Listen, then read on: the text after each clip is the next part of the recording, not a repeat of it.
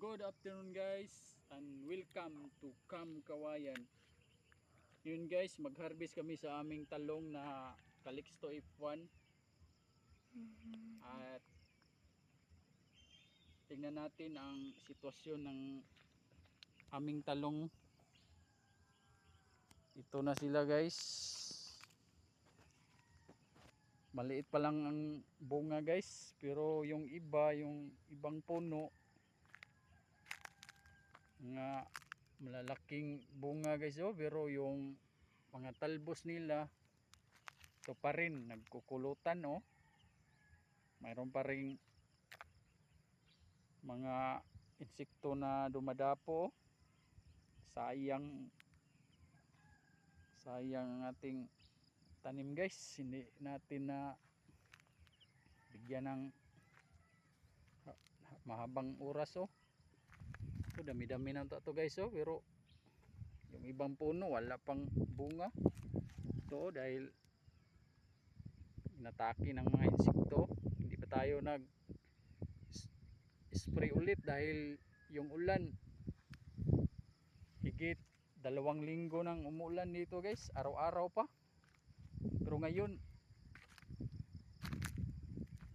medyo init na ngayong araw na to. Thank you Lord na nagpakita ng ating haring adlaw. Bukas siguro ulit mag spray na tayo, kalawang spray na, dahil yung talong natin sayang, hindi natin maagapan to. Kulot pa rin ng mga bunga dahil marami pang mga insekto dito banda guys. Medyo dami-dami ng bunga pero kulot-kulot pa rin. Hindi pa to naabunuhan ulit, hindi pa to nabunuhan ng kalawang bisis guys, dahil wala pa tayong pambili ng abono. Pero mayroon pang natira doon, pero kunti na lang, hindi na to kasya guro sa puno yung abono natin. Kulangin pa to. Pero pag na-deliver na nating kawayan guys, bumili naman tayo pa, dahil hindi pa kinuha yung kawayan natin. Silag saad-saad ang buyer natin. Ito guys, malalaki guys. Pero pag dito sa talbos, kulot pa rin.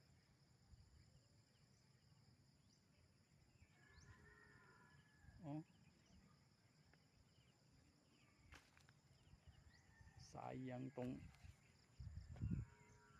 Calixto namin. Ito walang bunga. Bakit kaya to walang bunga? Kulang siguro ng nutrients dahil hindi pa nabunuhan. Mga dalawang first natin pag-abono, mga hanggang ngayon mga higit 2 linggo na siguro guys. Ito pa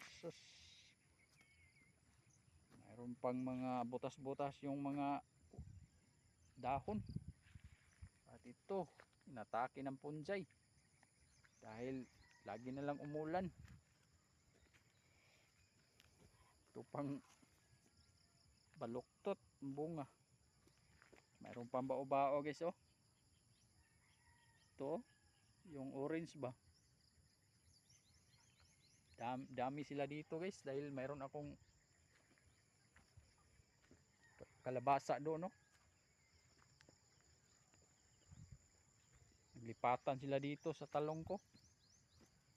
Mayroon pang mga paru-paro. Ito daming bao-bao. At saka yung ito, anong pangalan nito? Doon pa. Pero bukas Sprayan natin ulit para makaamoy naman sila ng lason, yung mga insekto. At ngayon mag harvest na kami guys para makakuha na kami dahil yung gumagabi na lulubog ng araw.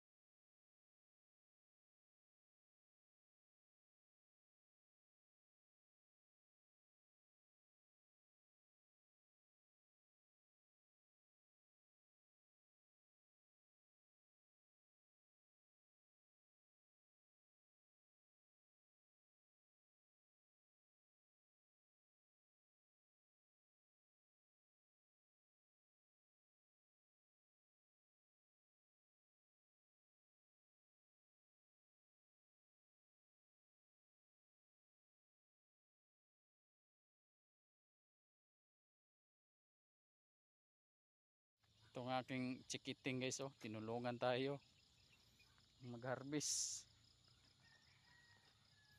Isang balde na guys, ang pitas namin.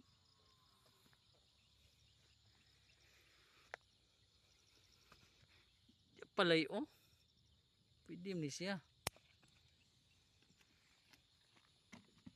Naya nang gibalik-balik noon. Straight na nimo.